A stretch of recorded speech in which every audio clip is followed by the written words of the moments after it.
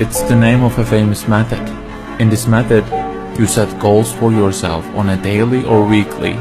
You start to put cross to the days on which you have reached your goal. You make a chain with these crosses and you don't give up. You don't break that chain. But you have a problem.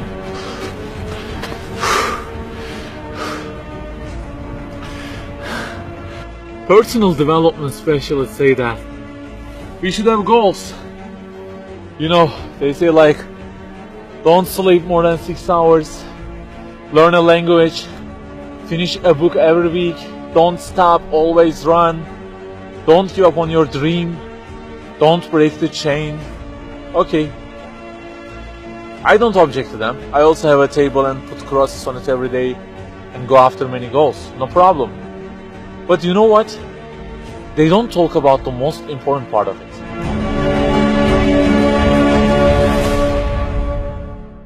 Let me give you a simple mathematical example. Try to imagine that you are adding numbers, and imagine that the numbers you have added up to this year is, for example, 35 in total, and you start from this year. For example, you will add 4 in this year, and then add 8 in next year, and it goes on.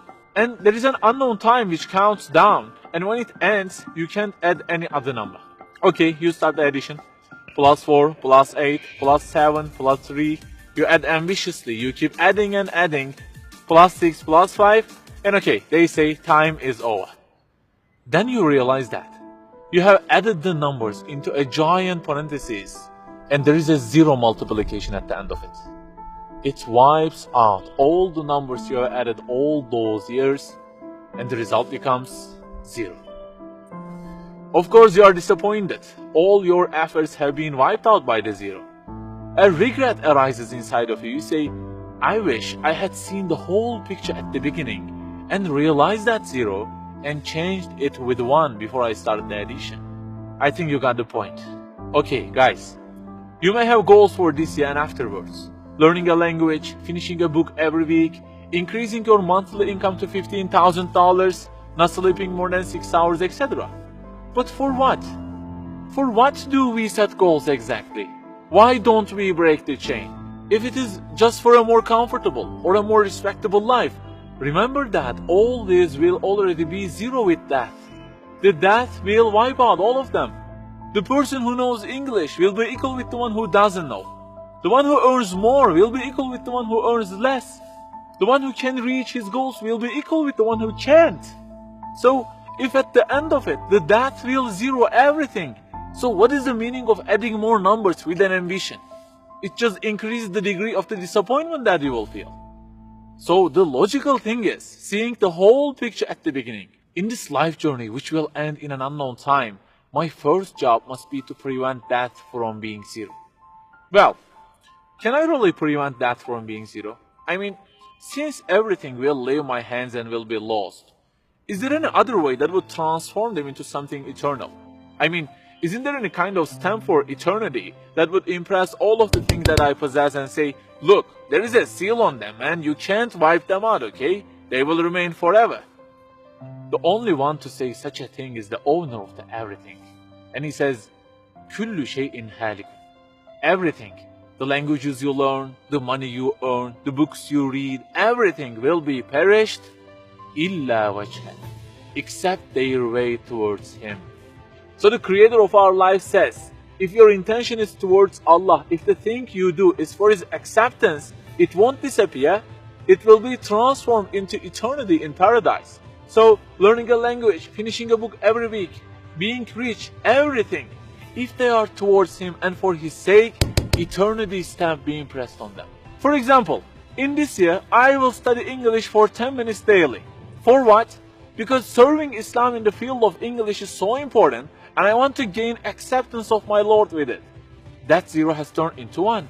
This year, I will finish a book every week. Why? Because this is the way of being a more sophisticated person and serving Islam better, and Allah who is eternal will be pleased with it. Good news, that 0 has turned into 1 because now His acceptance is your intention. I aim increasing the income of my company to $150,000. For what? Because I will spend that money on spreading the message of the Quran to the whole world and the publications that would please Him. you have exterminated the zero, because now your goal is towards him. We add and add like this through our lives, and they don't end with death. People who seek Allah's sake in their actions kill their death. Death cannot zero their additions. If the thing we do is for his acceptance, it is not mortal. You may say, I don't really love him that much, and maybe I don't really believe in him that much either. So how can I do everything for his sake? I don't even know who he is. My brother or sister, that's the problem. You don't even know who he is. And actually, it is our first job in this life, recognizing him. That's the first step. The more you recognize him, the more you love him.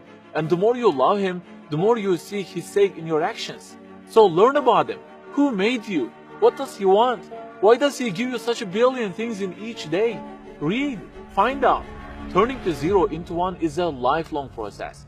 Start at the point that you are missing and try to fix it.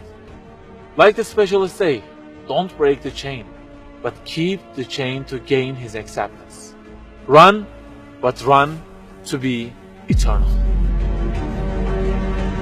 An unknown time counts down, and before starting to add the numbers, the first thing you have to do is to remove that zero.